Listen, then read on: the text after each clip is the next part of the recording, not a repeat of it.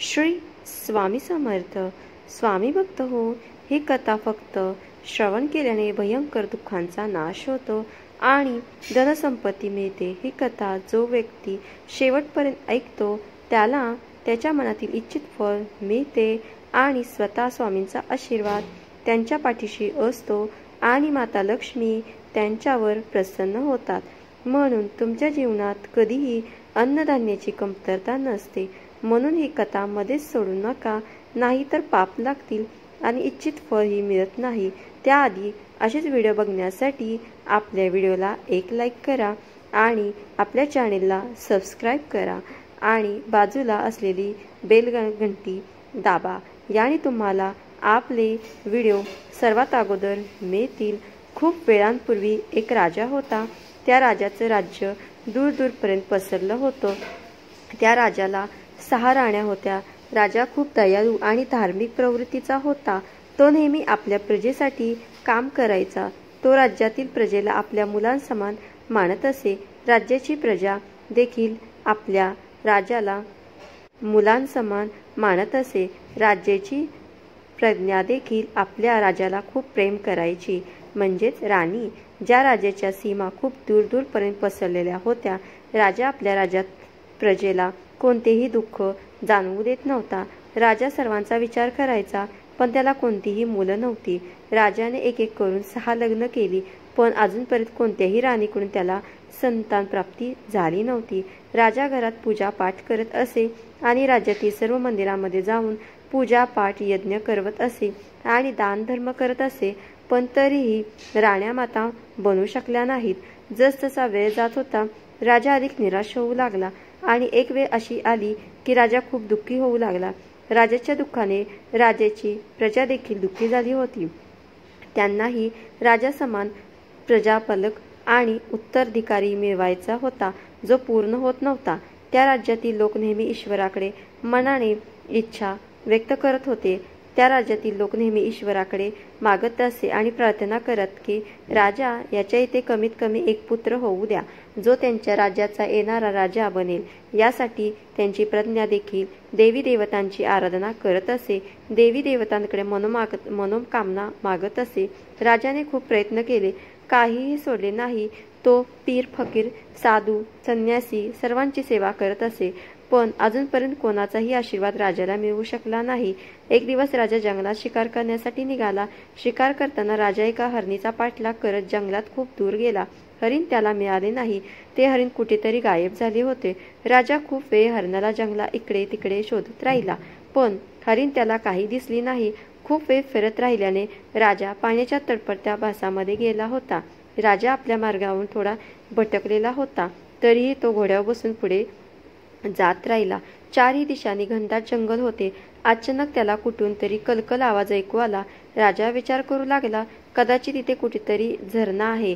झरणाचा आवाज ऐकून राजा त्या आवाजाच्या दिशेने चालू लागला. काही अंतर पुढे गेल्यावर राजाला झरणा दिसला. झरण्यावर राजा आपल्या घोड्यातून खाली उतरला आणि जसेच तो पाणी पिण्यासाठी गेला, अचानक त्याला तिथे एक आवाज ऐकू आला. तू कोण आहेस? तुला दिसत नाही का? मी इथे अंघोळ करत आहे. तू इथे कसा आला? राजा चकित होऊन मागे फिरला. खरोखरच आपल्या पाण्याच्या तडपलेल्या वासामुळे त्याला दिसले नव्हते की एक मुलगी झरण्यात अंघोळ करत आहे. त्याने लवकरच आपल्या डोळ्यांना दुसऱ्या दिशेने फिरवले आणि म्हणाला, मला खूप तहान लागली होती म्हणून मी पाणी पिण्यासाठी आलो. मला क्षमा करा, मी तुम्हाला पाहिलं नाही. तुम्हाला त्रास होत असेल तर मी पाणी पिऊन लगेच इथून निघून जाईल. असो, मी तर मार्गात भटकलेला आहे. तुम्ही कोण आहात आणि या घनदाट जंगलात एकटी कशा आहात? राजाच्या प्रश्नाचे उत्तर देत ती मुलगी म्हणाली, मी इथे जवळच्या गावात राहते. रोज इथे येते आणि या झऱ्यात आंघोळ करते. हा झरा आणि नंदी जंगलाच्या मध्ये आहे, म्हणून इथे कधीच कोणी आलेले नाही. मी तर निश्चितपणे आंघोळ करत होते. मला माहीत नव्हतं की तुम्ही इथे येणार आहात. तुम्ही माझ्या बाजूने थांबून पाणी पिऊ शकता आणि थोडा वेळ इथे थांबवू शकता. थोड्या वेळाने मी तुम्हाला मार्ग दाखवते. राजा पाणी पिऊन तिथून थोडं अंतर गाठून एका झाडाच्या सावलीत थांबला. ती मुलगी जलद गतीने आंघोळ केल्यावर एका दगडाच्या आड जाऊन कपडे बदलू लागली. काही वेळातच ती तिथून बाहेर येऊन राजाच्या जवळ आली. ती म्हणाली, तुम्हाला अजून पाणी पिण्याची गरज आहे का? राजा म्हणाला, नाही, पाणी तर मी पिलं आहे. आता तू मला तुझं परिचय दे, माझी मदत कर. ती मुलगी म्हणाली, मी माझ्या घरी घेऊन जाण्यासाठी काही फळ तोडले आहेत. तुम्हाला भूक लागली असेल तर ते तुम्ही खाऊ शकता. तुम्हाला ते फळ खायचे असेल तर मी तुम्हाला देऊ शकते.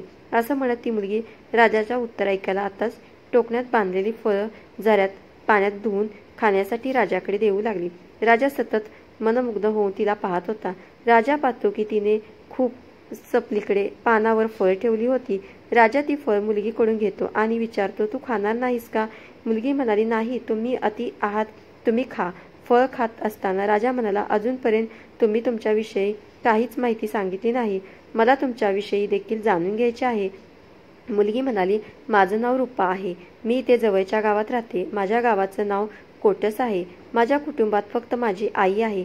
आम्ही जंगलातून फळं आणि लाकडं आणतो आणि त्यांना विकून आपलं जीवन चालवतो. घरच्या जवळ थोडी जमीन आहे. त्यामध्ये आम्ही थोडं धान्य आणि भाज्या पिकवतो, ज्यामुळे आमचा खर्च चालतो. यावर ती मुलगी म्हणाली, मी तर माझ्याविषयी तुम्हाला सगळं सांगितलं. आता तुम्ही देखील तुमच्याविषयी काहीतरी सांगा. तुम्ही कोण आहात? राजाने एक क्षण विचार न करता म्हणाला, जेव्हा मी पुढच्या वेळी येईन तेव्हा सांगेल. यानंतर रूपाने राजाला मार्ग दाखवला. राजधानीत जाण्यापूर्वी राजाला रूपाला म्हणाला, रूपा, तू हे तरी सांगितलं नाहीस की मी तुला पुन्हा कुठे भेटू शकतो? रूपा म्हणाली, तुम्हाला मला का भेटायचं आहे? राजा म्हणाला, फक्त तुझा चेहरा पाहून तुझ्याशी बोलायची इच्छा होते. यावर रूपा हसत म्हणाली, मी तुम्हाला सांगितलं होतं की मी रोज इथे येते. सकाळी लाकडे घेऊन आईला देते, नंतर फळं घेऊन जाते. त्यानंतर जेवण करून आम्ही भाजी आणि फळ विकायला बाजारात जातो. मी तुम्हाला रोज याच वेळी इथे भेटेन, किंवा तुम्ही हवे असल्यास तुम्ही माझ्या गावातही येऊ शकता. यानंतर राजा तिथून निघाला आणि आपल्या राजधानीत आला. पण राजा रूपावर मोहित झाला होता, त्यामुळे तो बेचैन होऊ लागला. त्याला बारकाईने रूपाशी भेटण्याची इच्छा होती. तो समजत नव्हता की 6 राण्या असूनही त्याचे हृदय रूपाकडे का आकर्षित होत आहे. जेव्हा सहन करणे कठीण झाले नाही तेव्हा त्याने जंगलात घडलेल्या या सर्व गोष्टी आपल्या मंत्र्यांना सांगितल्या. मंत्र्यांजींनी म्हणा, महाराज, तुम्हाला हवे असल्यास तुम्ही त्या मुलीशी विवाह करत नाही का? कदाचित तिच्यामुळे आपल्याला राज्याला उत्तराधिकारी मिळेल.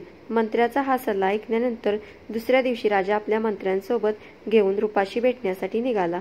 झऱ्याजवळ पोचून त्याने रूपाला आवाज दिला, पण रूपा तिथे नव्हती. अनेक वेळा आवाज दिल्यानंतर तो तिथेच थांबला. खूप वेळ वाट पाहिल्यानंतर त्याला रूपा दिसली नाही. त्यामुळे राजा मंत्र्यांना बोलावून म्हणाला, आज रूपा दिसत नाही. वाटतं ती आज आलेली नाही किंवा आली आणि परत गेली आहे. पण तिने सांगितले होतं की ती रोज इथे येते, तर आता आलेली का नाही? मंत्रीजी म्हटले, महाराज, का नको आपण तिच्या गावात जाऊ? राजा म्हणाला, होय, हेच वाटत आहे. रूपाच्या गावात जाण्याचा निश्चय करून दोघे तिच्या गावात पोचले आणि रूपाचं नाव घेऊन तिच्या घरापर्यंत पोचले. त्यांना पाहून गावकऱ्यांनी रूपाचं घर दाखवण्यासाठी त्यांच्यासोबत येण्यास सुरुवात केली. तिथे पोचल्यावर राजा बघतो की रूपाच्या झोपडीबाहेर कोणीच दिसत नाही. रूपा शांतपणे आपल्या झोपडीमध्ये बसलेली होती. राजा आवाज देऊन म्हणाला, रूपा, तू काय करत आहेस? बाहेर ये, बघ, मी तुला भेटायला आलो आहे. मी झऱ्याजवळ तुझी खूप वाट पाहिली, पण आज तू फळ घेऊन गेली होतीस का? आवाज ऐकून रूपा बाहेर आली. तिच्या डोळ्यात अश्रू भरले होते. राजाने विचारले, रूपा, काय झालं? का तू रडत आहेस? आसपासच्या ग्रामीणमधील ऐकाने सांगितले, राजन, तिच्याजवळ फक्त एकच आई होती, तीही गेली. तिला सर्पाने डसले होते आणि आता ही बिचारी एकटी राहिली आहे. तुम्ही सांगा, अशा परिस्थितीत ही बिचारी रडणार नाही तर काय करणार? आपण कोण आहात?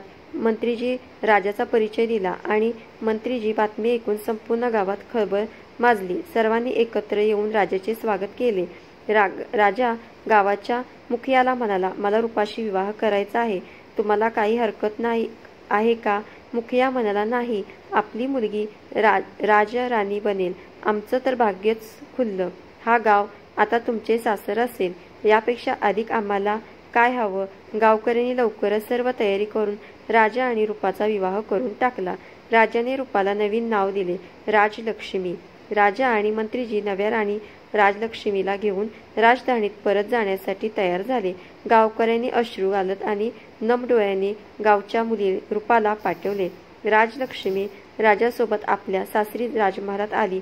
राजाच्या नव्या राणीस पाहून त्याच्या इतर 6 राण्या ईर्षेने राखू बघू लागल्या.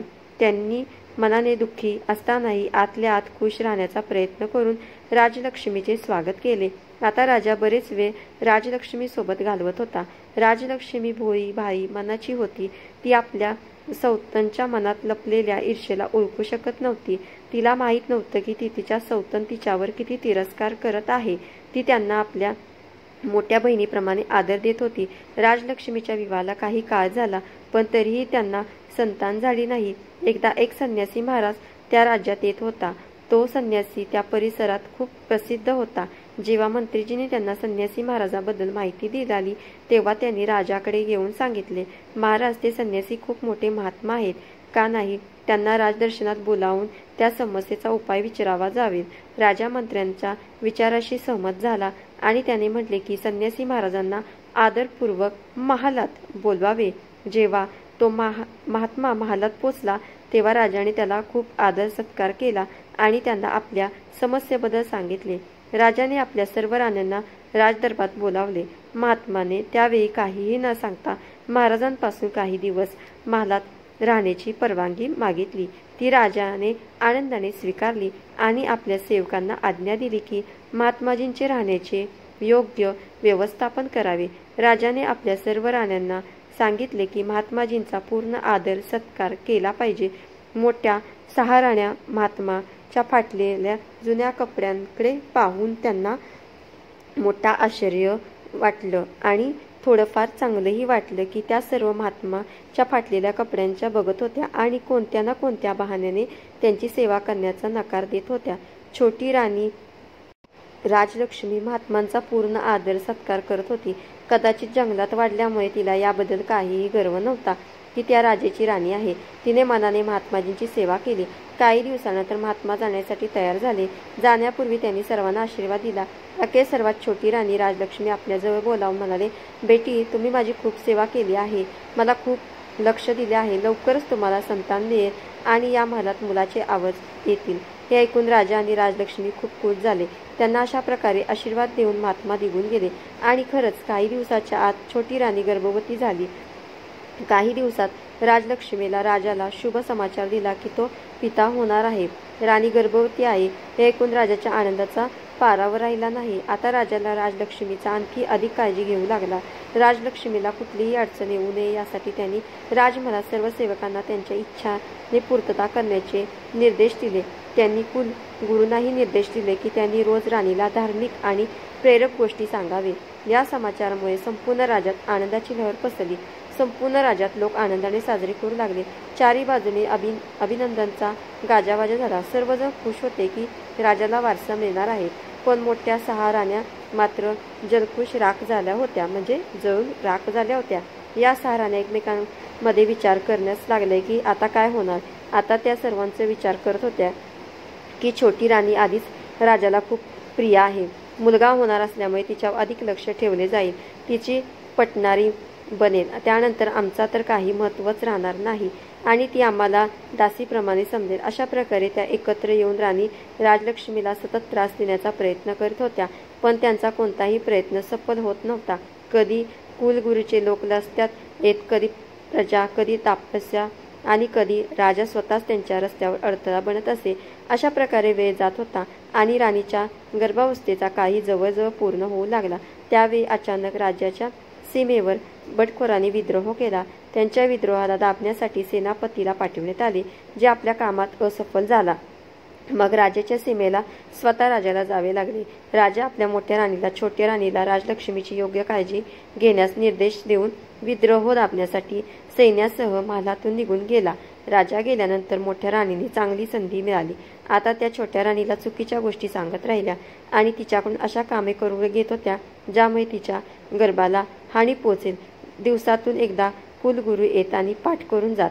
कुलगुरू छोटी राणीला धैर्य देत होता आणि तिच्याशी मधुर बोलत मुलासाठी आवश्यक सावधगिरी सांगून जात होता.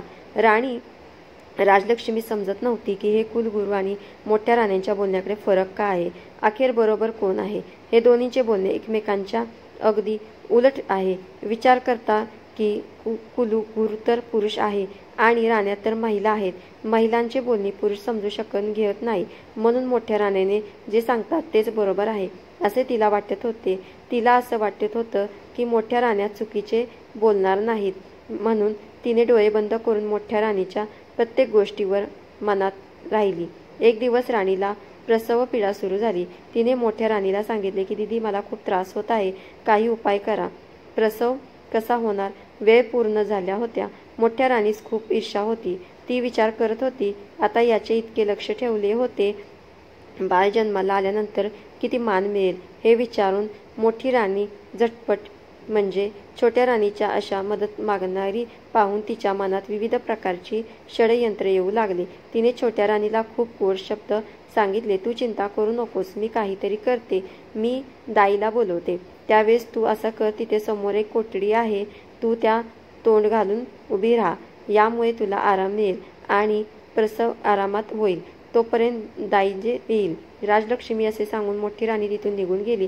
तिने राजमहालाच्या दाईला बोलवले घेतले आणि तिला भरपूर धन देऊन आणि तिला आपल्याकडे करून घेतले. यानंतर दोन्ही एकत्रितपणे वाट पाहू लागल्या.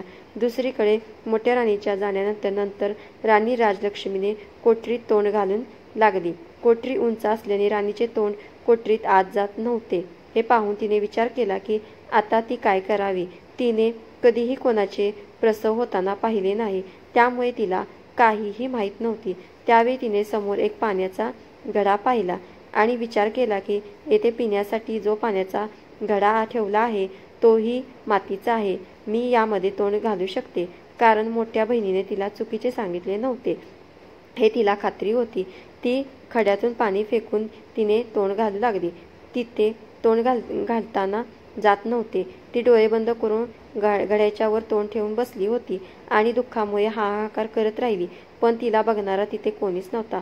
दुसरीकडे मोठ्या राण्या व इतर राण्या त्यांच्या विश्वासास पात्र देईल सांगितले की तू छोटी राणीच्या खोलीच्या बाहेर उभी राहा आणि पहा की ती कोणी दुसरीकडे जात नाही ना. दाई खोलीच्या बाहेर उभी राहिली. छोटी राणी वेदना सहन करत होती. देवीची कृपा झाली की छोटी राणीने एक एक करून 7 मुलांना जन्म दिले. त्यात 6 मुलगे आणि 1 मुलगी जन्माला आली. खूप जास्त वेदना झाल्यामुळे राणी बेहोश झाली आणि घड्याळाजवळ पडली. हे पाहून दाईने त्वरित मोठ्या राणीस बोलावले आणि सर्व मुलांना त्यांच्या समोर दाखवले. मोठ्या राणीसोबत सर्व छोटी राणी देखील तिथे आल्या. त्यांना हे पाहून आश्चर्यचकित झाले की ही छोटी राणी एकाच वेळी 7 मुलांना जन्म दिला आहे आणि सर्वच मुले निरोगी आणि तंदुरुस्त आहेत. त्यांनी त्या दाईला सांगितले की तू जलदपणे जा आणि काही वीट आणि दगडाचे तुकडे घेऊन ये. दाई जलदपणे वीट आणि दगडाचे तुकडे घेऊन आली. त्यानंतर मोठ्या राणीने दाईला सांगितले, तू तिथे या सर्व मुलांना घेऊन जा आणि जंगलात जाऊन त्यांना मारून जमिनीत गाड. आम्ही तुला सोने आणि चांदीचे नाणे देईल. जे वचन दिले आहे ते तुला लवकरच मिळेल. दाई खूप खुश झाली आणि ती सर्व मुलांना घेऊन तिथून निघून गेली. तिच्या निघाल्यावर सर्व राण्यांनी मिळून तिथून मुलांच्या अस्तित्वाचे सर्व चिन्हे साफ केले. मुलांच्या जागी त्यांनी तिथे वीट आणि दगडाचे तुकडे ठेवले. गडा मोडून त्याने तुकडे तिथे सोडले आणि नंतर सर्व राण्या त्यांच्या खोलीत गेल्या. थोड्या वेळातच दाई पुन्हा तिथे त्यांच्याजवळ आली. मोठ्या राणीने तिलाच विचारलं, काय झालं? तुम्ही त्यांना मारून जमिनीत गाडलं का? दाई होय म्हटल्या. सर्व राण्या खूप खुश झाल्या आणि त्यांनी तिला इनाम म्हणून भरपूर सोने आणि चांदीचे दागिने दिले व दाईला निरोप दिला. याप्रमाणे सर्व काम पूर्ण करून सर्व राण्या छोटी राणी राजलक्ष्मीच्या जवळ आल्या आणि तिच्यावर पाण्याने शितोडे मारून छोटी राणीला जागी केली.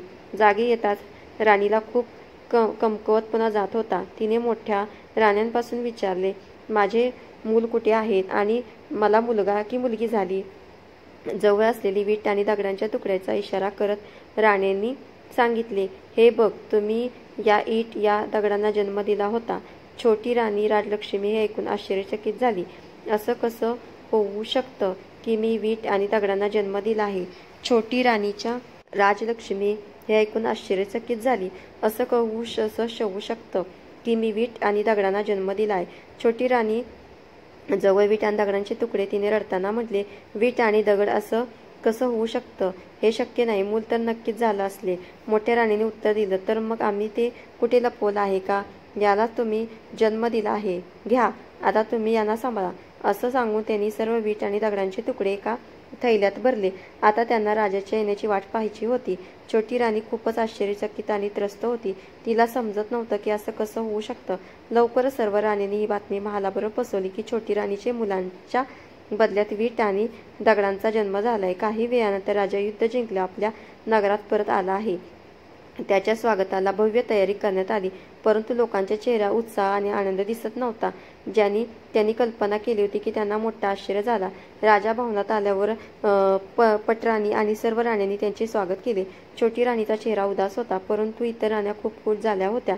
राजमहालात असलेल्या या वातावरणामुळे राजा खूप आश्चर्यचकित झाला. छोटी राणीचा उदास चेहरा पाहून त्याने विचारले, राणी राजलक्ष्मी, काय झाले? तुम्ही दुःखी का दिसत आहात? यावर छोटी राणी राजलक्ष्मी काहीही सांगण्याच्या आधीच मोठ्या राणीने उत्तर दिले, महाराज, ती दुःखी कशी नसेल? त्याचं भेद उघड झाला आहे. राजा काही समजत नसल्याने त्याने मोठ्या राणीकडे विचारले, तुमच्या या सर्व सांगण्याचा काय अर्थ आहे? राणी, सांगा तरी काय झाले?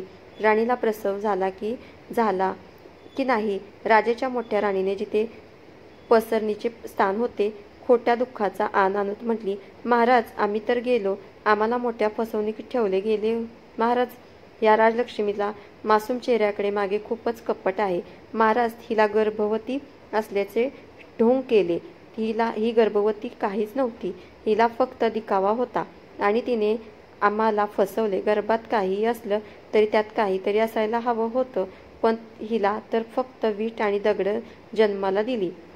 वीट आणि दगड हिच्या खोलीतच ठेवले आहेत. तुम्ही जाऊन स्वतः बघा. पटराणी राजा आणि राजलक्ष्मीच्या कक्षात घेऊन गेली आणि त्यांना वीट आणि दगडाचे तुकडे दाखवले. राजा ईट आणि दगडाचे तुकडे पाहून आश्चर्यचकित झाला आणि म्हणाला, हे कसे होऊ शकते? मानवी गर्भातून हे वीट आणि दगड कसे जन्माला येऊ शकतात? मोठी राणी पटराणी म्हणाली, महाराज, तेच आम्हीही सांगत आहोत. हिने आमच्यासोबत गर्भवती होण्याचं नाटक केलं. आपण सगळे अपेक्षित होतो राजाचे वारस मिळाले अशी आशा होती, त्यामुळे आम्हाला मातेसाठीचा सौभाग्य मिळेल, पण असं काहीच झालं नाही. मोठ्या राणीने असं सांगितल्यावर राजा वारस मिळेल अशी आशा होती, त्यामुळे आम्हाला मातेसाठी सौभाग्यही मिळेल, पण असं काहीच झालं नाही. मोठ्या राणीने असे सांगितल्यावर राजा तिच्या गोष्टीमध्ये काहीतरी तथ्य असल्याचा विचार करू लागला. राजा क्रोधाने राणी राजलक्ष्मीकडे वळला आणि विचारलं, राणी, तुम्ही आम्हाला इतका मोठा धोका का दिला? तुम्हाला हिंमत कशी झाली? जर तुम्ही असं केलं नसतं तर आम्ही याला विधीचं विधान मानून संतोष करून घेतलं असतं की आमच्या भाग्यात संततीचं सुख नाही, पण तुम्ही आमच्या जीवनाच्या सर्वात मोठ्या आशेला धक्का दिला. आम्ही तुमच्या मासूम चेहऱ्यावर मोहित होऊन तुम्हाला आमची राणी बनवून घेतलं. तुम्हाला इतकं प्रेम, आदर आणि मान दिला, पण तुम्ही त्या मनाला योग्य नाही. तुम्ही आम्हाला धोका दिल्यापूर्वी याबाबत विचार का केला नाही? आम्हाला तुमच्याकडून अशी अपेक्षा नव्हती, पण तुम्ही जो धोका दिला आहे त्याचे दंड तुम्हाला भोगावे लागेल. आजपासून तुम्ही आमची राणी नाही तर महालाची नोकराणी असाल. जा, आमच्या समोरून दूर जा, नाहीतर क्रोधात मी काही करू शकतो. राजाच्या या शब्दाची छोटी राणी खूप दुःखी झाली, पण ती काही करू शकली नाही. ती त्या कक्षातून बाहेर गेली आणि एका कोपऱ्यात बसून रडू लागली. या घटनेनंतर राजमहालात छोटी राणीचं जीवन खूप कठीण होऊन गेलं. मोठी राणी आणि इतर सर्व राण्या तिच्याशी खूप वाईट वागू लागल्या. महालाच्या नोकरांपासून अधिक काम तिच्याकडून करून घेतलं जाऊ लागलं. तिला महालाची स्वच्छता करायला लावलं.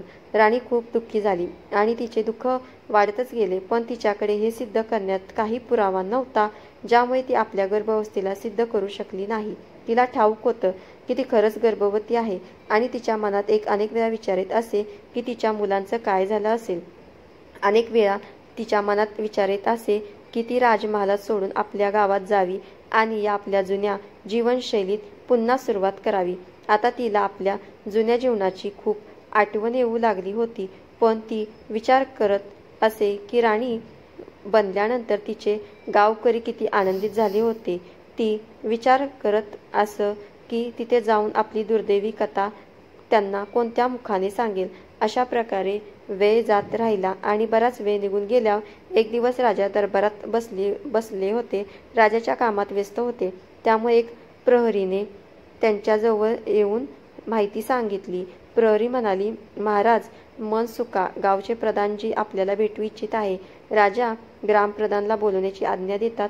मनमुखा गावचे ग्रामप्रधान आले आणि राजा यांना झुकून नमस्कार केला. त्यांनी आज्ञेची वाट पाहू लागला. राजा म्हणाले, ग्रामप्रधानजी, सांगा तुमची काय समस्या आहे? ग्रामप्रधान म्हणाला, महाराज, आपल्या शासनात कुणालाही काही समस्या असू शकत नाही का? राज्यात आणि आपल्या गावात सर्वजण आनंदात आहेत. आज मी इथे आपल्याला एक आश्चर्यकारक आणि चमत्कारिक घटना सांगण्यासाठी आलो आहे, ज्याबद्दल जाणून आपल्यासाठी आम्ही सर्व गावकऱ्यांसारखे आपल्याला देखील आश्चर्य वाटेल. महाराज, मला वाटतं की आपल्याला यशाबद्दल माहिती असावी, म्हणून मी इथे आलो. राजा म्हणाले, प्रधानजी, अशी कोणती चमत्कारिक घटना घडली याबाबत आम्हाला सांगा. प्रधान म्हटला, महाराज, आमचे गाव जंगलाच्या जवळ आहे. तिथे अनेक झाडं आणि गवत आहे. पण गेल्या काही काळातच आम्ही तिथे एका ठिकाणी एक चंपा फूल आणि अनेक बांबूच्या रोपांना पाहिले आहे. हे रोपे स्वस्त उगवले आहेत. त्यांना कोणतीही लावलेले नाही, म्हणजे पाणी घातलं नाही. सुरुवातीला तर आमच्या कोणीवर यावर विशेष लक्ष दिले नाही, पण आता आम्ही याच्याबद्दल विचार करण्यात भाग पडले आहोत. महाराज, त्या उंच बांबूच्या रोपांच्या मध्ये चंपाचे एक झाड आले आहे. असं वाटतं की बांबूच्या रोपांनी चंपाच्या झाडाची सुरक्षा करण्यासाठी घेरा घातला आहे. त्यांना पाहून असं वाटतं की हे बांबूचे रोप खास करून त्या चंपा झाडाच्या संरक्षणासाठीच लावले आहेत. पण महाराज, हे एक सत्य आहे की आमच्या गावातील कोणत्याही व्यक्तीने हे रोप लावलेले नाहीत. हे सर्व रोप एकत्र स्वतःचे उगवले आहेत. महाराज, याहून देखील मोठी आश्चर्याची गोष्ट म्हणजे चंपाचे झाड फुलांनी भरलेले आहे, परंतु कुणाच्या तोडण्याने याचे फूल फुटत नाही. चंपाच्या झाडातून जे फूल खाली पडतात ते आम्ही उचलतो. हे फूल खूपच सुगंधित आहे. पण महाराज, जर कुणाचीही व्यक्ती फूल तोडवण्यासाठी हात पुढे वाढवतं तर चंपाची सर्व फुले आकाशाकडे खूप उंच जातात. महाराज, इतकेच नाही, त्याच्यातून मानवाचा आवाजही येतो. चंपा आणि बांबूचे सर्व झाड मानवाच्या आवाजात बोलत आहेत. ग्रामप्रधानजीने हे सर्व बोलणे ऐकून राजा आश्चर्यचकित झाला. राजा आणि सर्व दरबारी थक्क झाले. राजा म्हणाला, असं कसं होऊ शकतं? झाडे मानव आवाजात कसं बोलू शकतात? ठीक आहे ग्रामप्रधानजी, आपल्याला हे सांगावे लागेल की ते झाड बोलत असताना काय म्हणते. ग्रामप्रधान म्हणाले, महाराज, जेव्हा कुणीही व्यक्ती फूल तोडण्यासाठी चंपाच्या झाडाकडे हात वाढवतो तेव्हा चंपाच्या झाडातून आवाज येतो, बांबू भैया, हे या गावातील ग्रामीण फूल तोडण्यासाठी आले आहेत. त्यांना फूल देऊ का? मी उंचाव जाऊ का? यानंतर त्या बांबूच्या झाडातून आवाज येतो, नाही बहना, उंचाव जा. यानंतर चंपाच्या डाव्या इतक्या उंच हातात की कुणीही तो पोचू शकत नाही. लांब लांब काठीनेही चंपाच्या फुलापर्यंत पोचवणे शक्य नाही. पण दररोज सकाळच्या वेळी चंपाचे फूल जमिनी विखुरलेले असतात. ते खूपच सुगंधित असतात. महाराज, आश्चर्यचकित गोष्ट म्हणजे सर्व ग्रामीण फुलं तोडण्याचा खूप प्रयत्न करतात, पण आजपर्यंत एकही फूल आपल्या हाती तोडलेले नाही. इथपर्यंत की कित्येक प्रवाशांनी आणि आसपासच्या अनेक गावच्या ग्रामीणही खूप प्रयत्न केले, पण कुणीही एकही फूल तोडू शकले नाही. सर्व असफल झाले. महाराज, आता सर्वांना त्या चंपाच्या झाडाला आकाश चंपाच्या नावाने बोलण्यास सुरुवात केली आहे. राजाने ग्रामप्रधानचे सर्व बोलणे ऐकून थक्क होऊन मंत्रींना आदेश दिला की मंत्रीजी, आपण स्वतः जाऊन पहा त्या प्रकारचे झाड कोणते आहेत आणि याबाबत आम्हाला संपूर्ण माहिती द्या. मंत्रीजी म्हणाले, जी महाराज, मी स्वतः जाऊन पाहतो. मंत्रीजी लगेच ग्रामप्रधानसोबत दरबाराबाहेर निघाले. राजा आणि सर्व दरबारी आश्चर्यचकित होते. हे सर्व ऐकून आणि पाहून त्यांना कळे नव्हते की शेवटी सत्य काय आहे. मंत्री तिथून गेल्यानंतर राजा हाही विचार करू लागला, आपल्या राजाच्या कामात व्यस्त झाले की मंत्रीजी गेले आहेत, ते सर्व माहिती घेऊन येतील. राजमहालात बाहेर निघाल्यावर मंत्रीजी ग्रामप्रधानजीसह त्या झाडाजवळ पोचले तर सर्व ग्रामीणही तिथे जमा झाले होते. सकाळची वेळ होती. मंत्रीजी, ग्रामप्रधान आणि गावातील लोक आकाश चंपा या झाडाजवळ पोचले. तिथे पाहताच चंपाच्या फुलाचा सुगंध त्यांच्या नाकात प्रवेश केला आणि चंपाच्या सुगंधाने ते संमोहित झाले. चंपाच्या झाडाजवळ पोचून मंत्रीजींनी पाहिले की ग्रामप्रधानाने सांगितल्याप्रमाणे तिथे एक चंपाचं झाड होतं आणि अनेक बांबूचे झाडे होते. चंपाचा पौधा अगदी मध्यभागी होता आणि बांबूचे पौधे त्यांची सुरक्षा करण्यासाठी आजूबाजूने उभे होते. चंपाच्या डाव्या सामान्य उंचीवर होत्या. ते मंत्री आरामात आपल्या हाताने पकडून स्पर्श करू शकत होते आणि फूलही तोडू शकते. चंपाचे फूल मंत्रीजीच्या हाताच्या पोचण्यात मर्यादित होत्या. झाडाची चारही बाजूनी जमिनी फुले विखरलेली होती. मंत्रीजी चंपाच्या फुलाचा सुगंध चंपाच्या झाडाकडे पुढे गेले आणि फूल तोडण्याचा हात पुढे वाढवला. तेव्हा तिथे उपस्थित सर्वांना चंपाच्या झाडातून एक मानव आवाज ऐकू आला, ज्यामुळे मंत्रीजीचा हात थांबला. ते आश्चर्यचकित झाले, कारण त्यांना दिसले की आवाज चंपाच्या झाडातून आला आहे. चंपाच्या झाडातून आवाज आला, हे बांबू भैया, हा बहना चंपा. हा आवाज बांबूच्या मध्ये आला. त्यानंतर चंपाच्या झाडातून आवाज आला, आमचे मंत्री जे पूल तोडण्यासाठी आले आहेत. काय मी उंचावू की अशीच राहू? आवाज स्पष्टपणे ऐकू येत होता. आश्चर्याची गोष्ट म्हणजे सर्व बांबूचे झाडे एकत्रितपणे बोलत होते, ज्यामुळे सर्व असं वाटत होतं की 5-6 लोक एकाच वेळी बोलत आहेत. या आवाजाने ऐकून मंत्रीजी आश्चर्यचकित झाले. असं वाटत होतं की त्यांच्या हातासोबतच त्यांच्या मस्तकातही बघितलं झाला होता. जेव्हा ते आवाजांना ऐकत होते तेव्हा ते म्हणत होते, नाही बहना चंपा, उंचावू नको. हे त्याच मंत्रीजी आहेत जे त्यांच्यावर आमच्या आईची जबाबदारी होती, पण त्यांनी त्यांच्या जबाबदारीची पूर्णपणे पार केली नाही. त्यामुळे त्यांच्यासमोर झुकता येणार नाही. एकही पूल त्यांना स्पर्श करू द्यायचे नाही. त्यामुळे बहन चंपा आकाशात उंचावली आणि आश्चर्याची गोष्ट म्हणजे चंपाच्या सर्व ढाळ्या इतक्या उंच झाल्या की आता मंत्रीजी पुलाच्या कोणत्याही प्रकारे स्पर्श करू शकत नव्हते. मंत्रीजी चंपाचे पूल तोडण्याचा खूप प्रयत्न केला, पण खूप प्रयत्नानंतर ते एक पूल तोडू शकले नाहीत. बांबूच्या झाडातून आता जो आवाज येत होता, मंत्रीजी म्हणत होते, जा मंत्रीजी, आपल्या राजा कायेचे संचालन करा. तुम्ही कोणाची जबाबदारी घेण्यास योग्य नाही. मंत्रीजी, तुम्ही तुमची जबाबदारी पूर्णपणे निभावत नाही. तुम्ही एकदाही पाहण्याचा प्रयत्न केला नाही की आमच्या आई राणी राजलक्ष्मी गर्भावस्थेत अंतिम काळात कशा होत्या आणि त्यांचा प्रसव कसा आला. अशा कठीण वेळी त्यांना काय समस्या देऊ शकते. म्हणून आता तुम्ही इथून जा, कारण आमच्या दृष्टीसमोर तुम्ही अपराध केला आहे. त्यांच्या या बोलण्यावर मंत्रीजी आश्चर्यचकित झाले. एका बाजूला त्यांना आश्चर्य वाटत होते की हे झाड माणसाच्या रूपात आवाज कसे बोलत आहे, तर दुसऱ्या बाजूला याचाही विचार करत होते की त्यांनी राणी राजलक्ष्मीचा दिवसभरात फक्त एकदाच पाहिले होते. ही गोष्ट खरी होती, पण त्यांना हे समजत नव्हते की या झाडांना हे कसे माहिती आणि आत्मलंगीत भरले होते, कारण त्यांना गर्भावस्थेच्या अंतिम काळात राणीची देखभाल व प्रसवितीच्या काळी त्यांची देखभालीमध्ये करायला हवे होते. आता त्यांना ते जाणले की त्यांनी त्यांच्या जबाबदारीचे योग्य पालन केलेले नाही. आता ते विचार करण्यास भाग पडले की राणी राजलक्ष्मीच्या बाबतीत काही मोठा षडयंत्र झाला आहे. काही तर असे आहे की जे माहीत नाही. शेवटी असे काही आहे.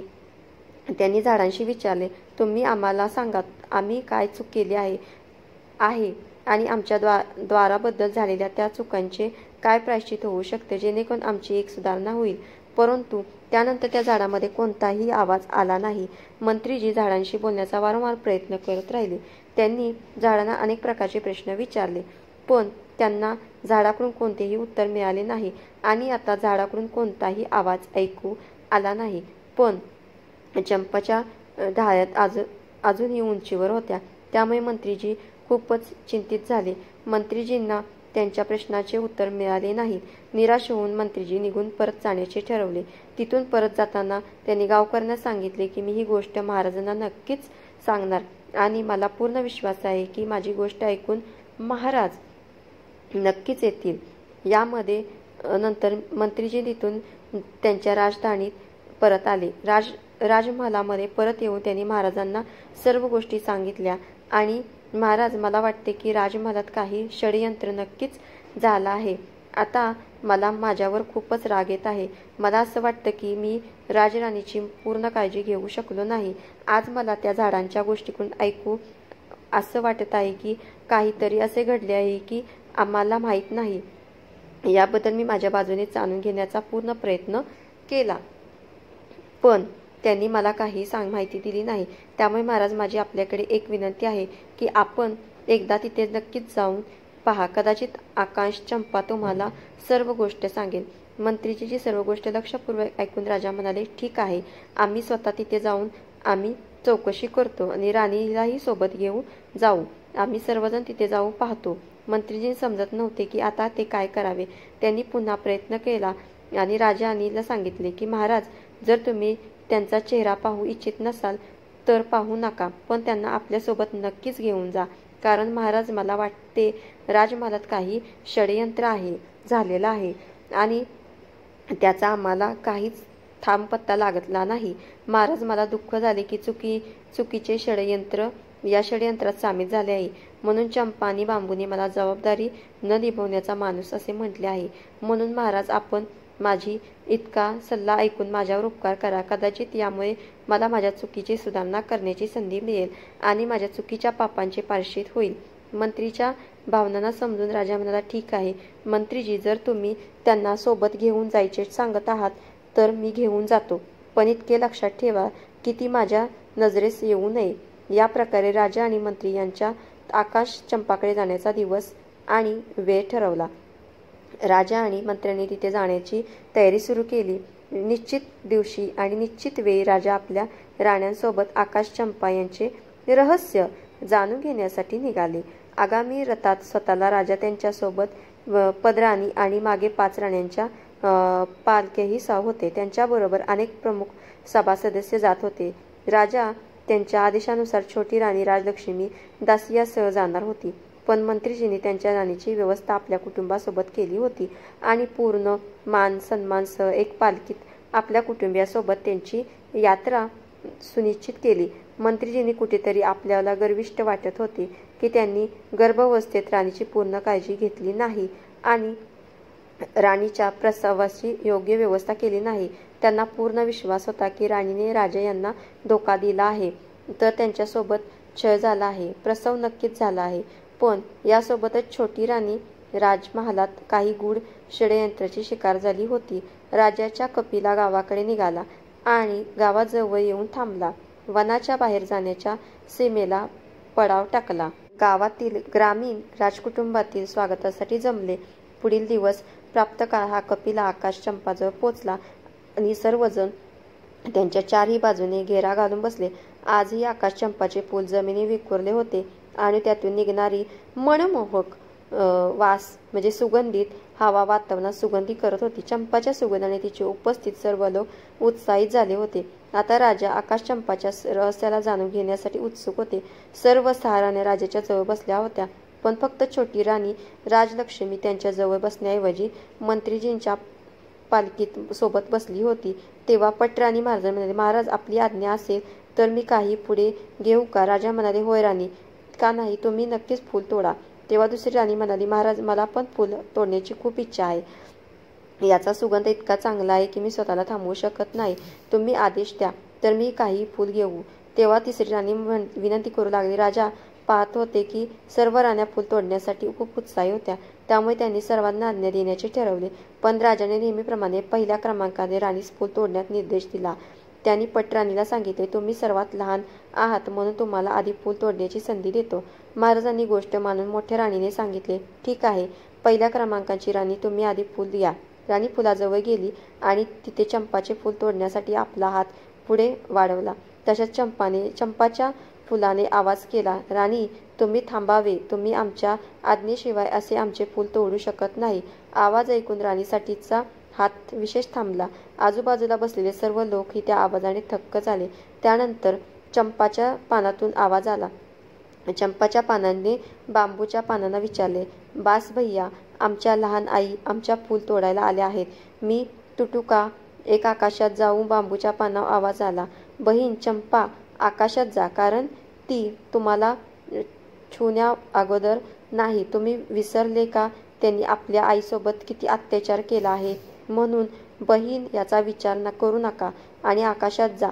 यासोबत चंपाच्या पानाचे टोक आकाशात गाठण्यास उंचवले. निराश होऊन महाराणी त्यांच्या जागी परत जाऊन बसली. याच प्रकारे 5हीही 4थीही 3रीही मग दुसरी राणी हार मानून आपल्या जागी बसल्या. यानंतर सर्वात मोठी राणी पुढे आली. तिने तिचा हात झाडाकडे पुढे केला.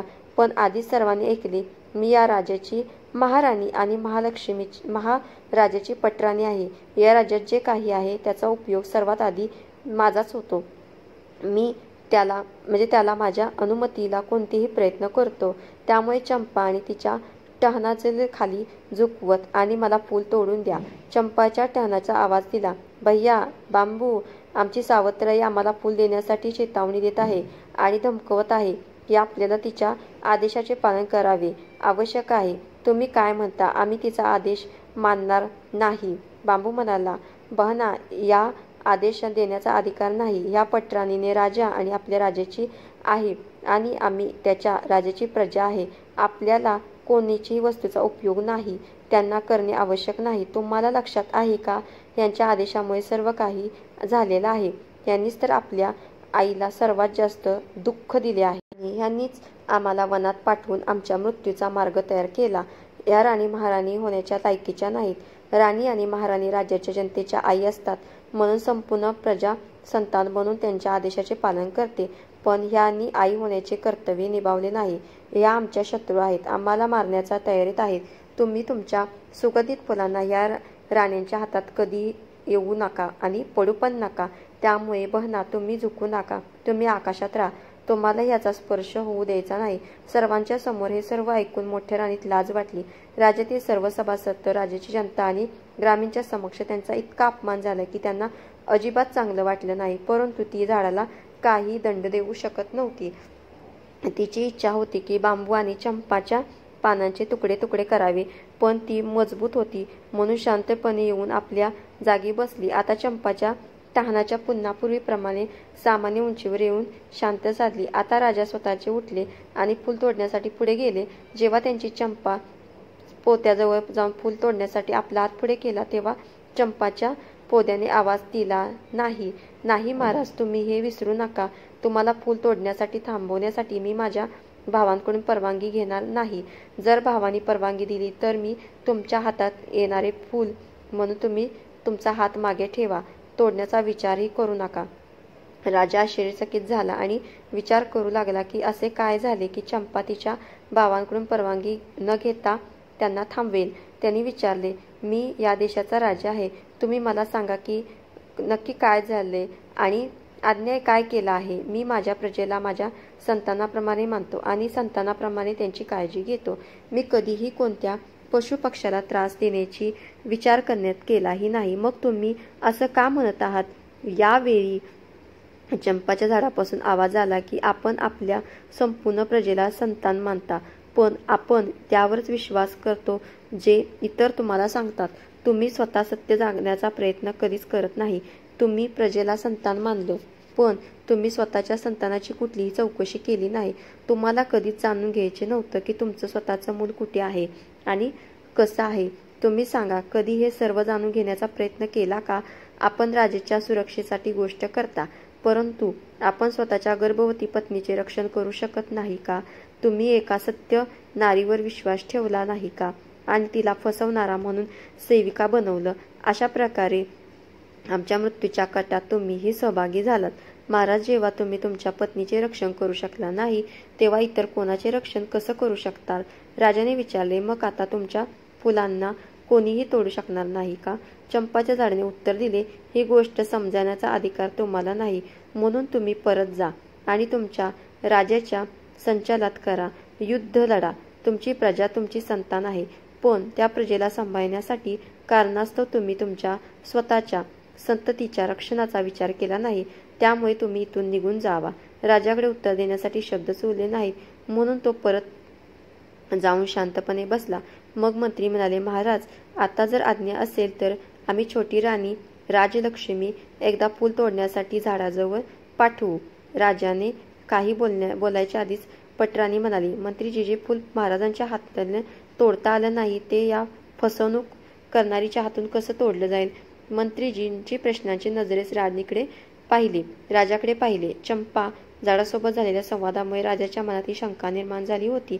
त्यांच्या मनात विचार आला की राणी राजलक्ष्मी सोबत खरंच काही कट झालं तर नाही ना. त्याने आपली शंका दूर करण्यास ठरवले आणि मंत्रीजींना परवानगी दिली. राजा म्हणाला, ठीक आहे मंत्रीजी, तुम्ही राणी राजलक्ष्मी चंपा झाडाजवळ घेऊन जा. मग मंत्री राणी राजलक्ष्मीला फूल तोडण्यासाठी सांगतात. राणी उठते आणि पाहते की चंपा झाडाच्या फांद्या आकाशात खूपच उंच आहेत. हे पाहून म्हणते, मंत्रीजी, माझे हात इतक्या उंचीपर्यंत कसे पोहोचणार. मंत्रीजी सांगितले, राणी जी, आपण एकदा तिथे जाऊन तर बघा. आपल्यापूर्वी कित्येक लोकांनी प्रयत्न केले आहेत, यांचे लोक फूल तोडू शकले नाहीत. थोडक्यात आपण पाहिले की महाराजांनी फूल तोडू शकले नाहीत, त्यामुळे आपण घाबरू नका.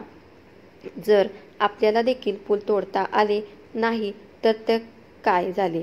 त्याला तोडून द्या, पण आपण चला. तरी मंत्रीजी त्यास समजावणारी राणीने हिंमत करून त्या चंपाच्या झाडावर जाताना आपल्या हाताने चंपाच्या तानेला स्पर्श केला आणि त्याला प्रेमाने हलकेसे करून घेतले. राणीला असे वाटले की त्या स्पर्शाने तिला आनंद मिळत आहे, असे मत अनुभवत येत आहे. ती झाडाला सहलत होती. चंपाने आवाज दिला, हे भैया बांबू. आवाज तिचा रुंद झाला. बांबूने उत्तर दिले, बहन चंपा, तू का रडत आहेस? चंपा म्हणाली, आमची आई फूल घेण्यासाठी आली आहे. तिने मला खूप प्रेमाने स्पर्श केला आहे. तिचा प्रथम कोमल स्पर्श मिळवून मी आनंदित झाली आहे. त्यामुळे माझे हृदय भावुक झाले आहे आणि मी आज विद्रवित झाले आहे की तुम्ही मला आदेश द्या की आता मला काय करायला हवे. मला तर इच्छा आहे की मी माझ्या आईच्या चरणामध्ये माझे सारे फूल समर्पित करावे. यावर सर्व बांबूच्या झाडांनी एकत्रित आवाज दिला, होय बहन चंपा, तुम्ही अगदी बरोबर आहात. तुमचे हृदय जे सांगत आहे ते करा. आईच्या चरणामध्ये स्वर्ग आहे. आईच्या चरणाचा स्पर्श करा. या आवाजासोबतच सर्वांनी आश्चर्यचकित होऊन पाहिले की सर्व तहानलेली झुकून राणीच्या चरणाशी स्पर्श केला आणि राणी राजलक्ष्मीच्या चारीकडे चंपाच्या फुलाचा वर्षा होत आहे. राणी राजलक्ष्मीचे डोके पायापर्यंत चंपाच्या पुष्पांनी भरले होते आणि राणी अश्रुवात चंपाच्या टहाणांना आपल्या हाताने पकडून कुरवाळत होती आणि राणी राजलक्ष्मीच्या डोळ्यातून अश्रू वाहत होते. हे पाहून सर्व राजकर्म्याचे सभासद आणि ग्रामीण भावुक झाले. सर्वांच्या डोळ्यामध्ये अश्रू आले. राजाने उठून त्या झाडांना विचारले, तुम्ही हे सांगा की तुम्ही कोण आहात? तुम्ही देव आहात का किन्नर आहात की दुसऱ्या लोकांचे प्राणी आहात? तुम्ही कोणालाही तुमच्या फुलांना स्पर्श करू दिले नाही, परंतु आता छोटी राणीच्या हातामध्ये त्यांच्यावर फुलांचा वर्षाव करत आहात. हे काय अर्थ आहे? यामागे काय कारण आहे? मला याबाबतचा विस्तार सांगा. यावेळी चंपाने उत्तर दिले की राजाने मी आहे आणि 6 बांबू तुमची आणि छोटे राणीचे संतान आहोत. आम्ही 7 भाऊ बहिणींनी एकाच वेळी जन्म घेतला. मी सर्वात छोटी बहीण आहे. आमच्या जन्माच्या वेळी आमच्या आईला प्रसवाच्या वेळी खूप पीडा यातना झाली. आमच्या आईने तुमच्या पटराणी आणि राजाच्या महाराणीला मदतीसाठी विनंती केली तर पटराणीने आमच्या आईला कोठडीमध्ये तोंड घालून उभं राहण्यास सांगितले होते. ती कोठडी खूप उंच होती. उंचीमुळे माझ्या आईने जे पाणी पिण्यासाठी मडके ठेवले होते त्यात आपलं डोकं ठेवण्याचा प्रयत्न केला, परंतु त्या मडक्यात मुखही तिचं जात नव्हतं. तिचं डोकं आत जात नव्हतं. पण तिने मडक्याच्या वर डोकं ठेवून दुखण्याचा काही त्रास सहन केला. तिच्या त्रासाला पाहून कोणीही तिची मदत केली नाही. ईश्वराची कृपा असते म्हणून आम्ही 7 भाऊ बहिणींचा जन्म झाला त्या अवस्थेत झाला. महाराणीने तर विचार केला होता की आमची आई आपलं डोकं कोठडीत ठेवलं आणि उंचीवरून आमचा जन्म होईल आणि उंचीवरून आम्ही पडेन, आमच्या बालकांचा मृत्यू होईल, परंतु तसं काही झालं नाही. आम्ही सर्व जीवित राहिलो. पण आई त्या अवस्थेत दुःखाने बेशुद्ध होऊन भूमीवर पडली होती. तेव्हा महाराणीने एका दाईला बोलावून महाराणीने त्या दाईला पैशाचे लालच दाखवले आणि आम्हाला मारून जंगलात जमिनीत खड्ड्यात गाडण्यास सांगितले. दाईला पाठवून काही वीट व दगडांचे तुकडे तिथे आमच्या आईच्या जवळ ठेवले, ज्यामुळे आमच्या आईला कधीच समजले नाही की आम्ही जन्मलो आहोत. तिला कधीही समजलं नाही की तिचे मूल अखेर कुठे आहे. राजाने त्याचे विचारले, जेव्हा दाईने तुम्हाला मारून जमिनीत खड्ड्यात गाडले तर तुम्ही झाडे कसे बनले? त्यावर चंपा म्हणाली, महाराज, ईश्वराची लीला खूप विचित्र आहे. जेव्हा दाई आम्हाला घेऊन आली तेव्हा अचानक जोरदार वारा आला. दाई आम्हाला मारून राजमहालाच्या बगीच्यात गाडण्याची योजना करत होती, परंतु राजमहालात बगीचेच्या ती असे करताना कोणीही पाहू नये याची तिला भीती होती. त्या भीतीमुळे ती आम्हाला घेऊन या वनात आली. इथे आल्यावर जेव्हा ती कुदलाने माती खोदत होती तेव्हा आश्चर्यकारक परीची राणी आमच्या सहलीसह वन भ्रमणासाठी येत होती. जेव्हा त्याच्या दृष्टीने आम्ही पडले तेव्हा त्यांनी आम्हाला उचलले आणि त्यांच्या शक्तीच्या प्रभावामुळे खूप जोरदार वारा चालू झाला. दाई आम्हाला शोधत राहिल्या. आम्ही सापडले नाही. यावर तिने विचार केला की कदाचित आम्ही भयंकर वादात कुठेतरी उडालो असू, म्हणून राजमहालात जाऊन तिने महाराणीला खोटे सांगितलं की आम्हाला मारून जमिनीच्या आत गाडले आहे, कारण तिला भीती होती की सत्य जाणून महाराणी तिला मारून टाकतील. दासीच्या पुढे म्हणजे दाईला तिथून निघून गेल्यावर परीच्या राणीने माझ्या 6 भावांना बांबूमध्ये बदलले आणि मला चंपाच्या फुलाच्या झाडात बनवले. त्याच्या कृपेमुळे आम्हाला सर्व गोष्टी लक्षात आहेत आणि आम्ही सर्वांना ओळखून त्यांच्या अनुसरण आपले वर्तन करीत आहे की मानवाच्या आवाजात बोलू शकतो. राजा म्हणू लागला, तर तुम्ही तुमच्या असली रूपात का येऊ शकत नाही? चंपा म्हणाली, महाराज, आम्ही आमच्या असली रूपात येऊ शकतो जर आमच्या आईने प्रत्येक बांधातून एक एक पान घेतले आणि माझ्या झाडातून एक पान घेतले, मग या सर्व 7 पानांना गोलाईत ठेवून परीच्या राणीचे नाव घेतले, प्रार्थना केली की हे परी राणी, माझ्या मुलांना मला परत दे, तर आम्ही सर्व आमच्या असली रूपात येऊ शकतो. तिच्या बोलण्यावर राणी राजलक्ष्मीने बांबू आणि चंपा यांचे प्रत्येक पान एक एक घेतले आणि गोलाईत सजवले. ती त्यांच्या समोर बसली आणि हात जोडून पूर्ण श्रद्धेने बोली, हे परी राणी, मी तुमच्या सेवे करते, माझे आयुष्य देईल, तुमची पूजा करीन, तरीही तुमच्या उपकाराचा मी प्रतिकार करू शकत नाही. तुम्ही माझ्यावर इतका मोठा उपकार केला आहे की तुम्ही इतके दिवस माझ्या मुलांचे पालन केले. आता कृपया त्यांना माझ्या ओझीत घाला. माता परी राणी, मला माझ्या मुलांसोबत एकत्र करा. आश्चर्याचे एक क्षणात बांबू आणि चंपा या झाडांचा लोप झाला. तिथे सुमारे 5 वर्षाच्या वयाची 6 मुलगे आणि मुलगी उपस्थित दिसली. राणी आणि राजे पुढे जाऊन सर्व मुलांना आपल्याजवळ समेटून घेतले. राणी राजलक्ष्मी रडत होती. राजा देखील मुलांना आपल्या छातीवर घेत आपल्या डोळ्यातून अश्रूची वारसा करीत होते. गावातील जनता, सभासद आणि सर्व राण्या अगदी मौनात आणि दृश्य पाहत होत्या. काही काळात राजा होशात आला तेव्हा त्यांनी तिथेच आपला दरबार थाटला आणि गावातील दरबारात पाहिला. राजा आणि आदेश दिला की सर्व 6 राण्या राणी होण्यासाठी योग्य नाहीत, म्हणून आजपासून आणि आतापासून मी त्यांचा परित्याग करतो. लहान राणी राजलक्ष्मी किती काळ दुःख सहन केले यासाठी मी तिच्याशी क्षमा मागतो आणि मी माझ्या राजलक्ष्मी परत जात आहे. आणि जे काही झालं त्याच्याबद्दल मी राजलक्ष्मी म्हणजे राणी हिला मी क्षमा मागतो. आणि 6 राण्या राजकुमारातील आल्या होत्या. षडयंत्र दोषी ठरवून त्यांचा मृत्युदंड दिला जातो. महाराज आपल्या महाराजांनी सांगितले की मंत्रीजी, माझ्या आदेशाने पालन केले जावे.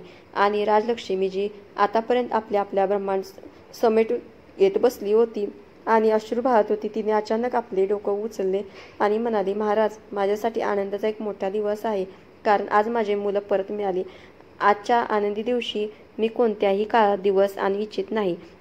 त्यामुळे तुम्हाला माझी एक विनंती आहे, ती स्वीकार करा. मी मोठ्या राण्यांना मृत्युदंड देऊ नका, अन्यथा त्यांचा दोष आमच्या मुलांवर, आपल्या म्हणजे राजकुलावर आणि राज्याच्या जनतेवर सदैव ग्रहणासारखा राहील. त्यामुळे महाराज या सर्वांना क्षमा करा.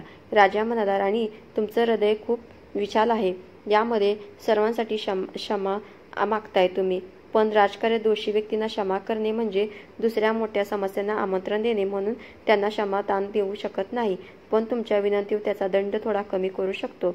आजीवनी कासवात बदलत आहेत. जेव्हापर्यंत हे जिवंत राहतील तेव्हापर्यंत ते कासवातच राहतील. या कासवात त्यांचा एक वेळेचे भोजन मिळेल, पण कासवाच्या बाहेर ते एक वेळ क्षणासाठी बाहेर पडू शकणार नाहीत. हेच त्यांचे दंड असेल. याच्यानंतर राजा आणि राजलक्ष्मी सर्व ग्रामीणांना आपल्या वतीने अनेक भेटवस्त्र आणि सर्व मंत्र्यांसोबत राजधानीकडे परत आले. येत असताना दृश्य बदलले होते. राजा आणि राजलक्ष्मी रथात बसले होते. त्यांच्यासोबत मुलं घोड्यावर बसली होती आणि 6 राण्या बंद अवस्थेत सैनिकांच्या मध्ये चालत राजमहालाकडे जात होत्या. राजमहालात पोचल्यानंतर त्यांना कासावात टाकले गेले. राजा राणीच्या राजमहालासोबत सुखपूर्ण 7 मुलं आणि राज्याच्या जनतेला पालन करत आपलं जीवन घालवत होते. राणी राजलक्ष्मीच्या दिवसाप्रमाणे भगवानच्या कृपेने राज्यातील सर्व लोकांच्या जीवनातही आनंद झाला. देव नेहमी चांगल्या लोकांसोबत चांगले करतात आणि वाईट कामाचे परिणाम वाईटच असतो. मित्रांनो, म्हणजेच स्वामी बघतो, जो जसा वागतो त्याला योग्य तेच शिक्षा मिळते. श्री स्वामी समर्थ. धन्यवाद.